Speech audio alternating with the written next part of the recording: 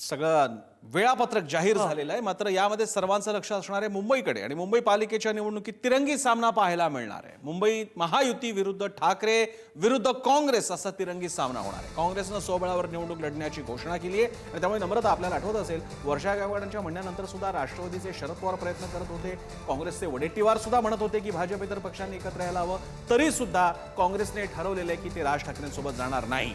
आमची लढत मैत्रीपूर्ण नसेल, आम्ही आमचे मुद्दे घेऊन निवडणुकीत सामोरे जाऊ असंही म्हणालेले आहेत गायकवाड। मारहाण करणाऱ्यांचं आम्ही कधीच समर्थन करत नाही, आम्ही संविधान मानतो असंही वर्षा गायकवाडांनी राज ठाकरेंना टोला लगावताना म्हटलं। त्यांनी आपल्यात आणि इतर पक्षांमध्ये एक स्पष्ट रेघ आखलेली आहे आणि आम्ही काय म्हणतो आणि तुमचे मुद्दे हे अजिबात सारखे नाहीत असं त्यांनी स्पष्ट केलं। याला कारण नम्रता शेवटी काँग्रेसचा मोठा वोटर वर्ग, मतदाता वर्ग हा मुस्लिम, अल्पसंख्याक आणि उत्तर भारतीय आहेत आणि नेमका या दोघांच्या विरोधात राज ठाकरे आणि मनसेंनी गेल्या काही काळामध्ये वेळोवेळी टीका टिप्पणी आणि मोर्चे काढले आणि त्याचा फटका त्यांना बसू शकतो।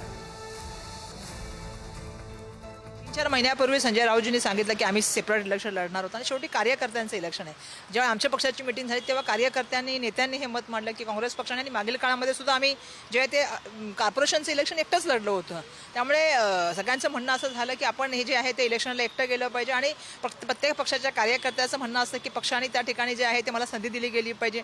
या व्यतिरिक्त इंडिया अलायन्स जेव्हा झाली किंवा मग महाविकास आघाडी झाली तेव्हा एक कॉमन मिनिमम प्रोग्राम ठरवून त्या ठिकाणी झाले।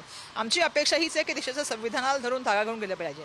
दुर्दैवाने महाविकास आघाडीमध्ये काही आघाडी करताना आमच्याशी चर्चा केली गेली नाही आणि ज्या तऱ्हेने संजय राऊत यांचं स्टेटमेंट आलं त्याच्यानंतर आम्हाला स्पष्ट झालेलं आहे की त्यांनी त्यांची भूमिका स्पष्ट केलेली आहे। आम्ही स्वतंत्र लढण्याचा निर्णय घेतलेला, आम्ही येणाऱ्या काळामध्ये लढण्याचं काम करणार आहोत, संविधानाचा धागा घेऊन आम्ही त्या ठिकाणी लढणार आहोत आणि मारधाडीची किंवा कायदा सुव्यवस्थेला हात लावणाऱ्या गोष्टी किंवा लोकांमध्ये द्वेष पसरवणाऱ्या गोष्टीमध्ये आम्ही कधीही त्या ठिकाणी राजकारण केलं नाही, येणाऱ्या काळात केलं नाही।